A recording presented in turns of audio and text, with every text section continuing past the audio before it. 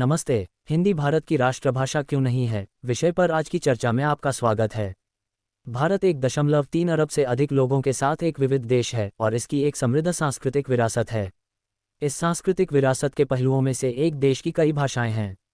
भारत में 22 आधिकारिक मान्यता प्राप्त भाषाएं और 19,500 से अधिक मातृभाषाएं हैं।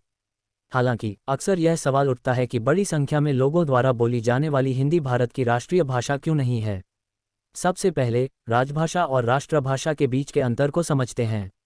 राजभाषा वह भाषा है जिसका प्रयोग सरकार करती है, जबकि राष्ट्रभाषा देश की पहचान की प्रतीक होती है। हिंदी भारत की आधिकारिक भाषाओं में से एक है, लेकिन ये राष्ट्रभाषा नहीं है। इसके पीछे मुख्य कारण यह है कि भारत विविध संस्कृतियों और भाषाओं वाला देश है। भारत में कई भाषाएं बोली जाती हैं और प्रत्येक भाषा की अपनी विशिष्ट पहचान और इतिहास है। हिंदी को भारत की राष्ट्रीय भाषा बनाने से देश की सांस्कृतिक विविधता कम हो जाती और भारत में बोली जाने वाली अन्य भाषाओं की अवहेलना होती। हिंदी भारत की राष्ट्रीय भाषा नहीं होने का एक और कारण यह है कि यह भारतीय आबादी के अधिकांश लोगों द्वारा नहीं बोली जाती है। 2011 की जनगणना के अनुसार केवल 41% भारतीय आबादी अपनी पहली भाषा के रूप में हिंदी बोलती है। भारत में कई अन्य भाषाएं अधिक लोगों द्वारा बोली जाती हैं, जैसे बंगाली, तेलुगु, मराठी, तमिल और उर्दू। भारतीय संविधान इस भाषाई विविधता को मान्यता देता है और यह सुनिश्चित करता है कि सभी भाषाओं के साथ समान व्यवहार किया जाए। ये सिर्फ हिंदी ही नहीं, बल्कि सभी भारतीय भाषाओं के प्रचार और विकास का प्रावधान करता है।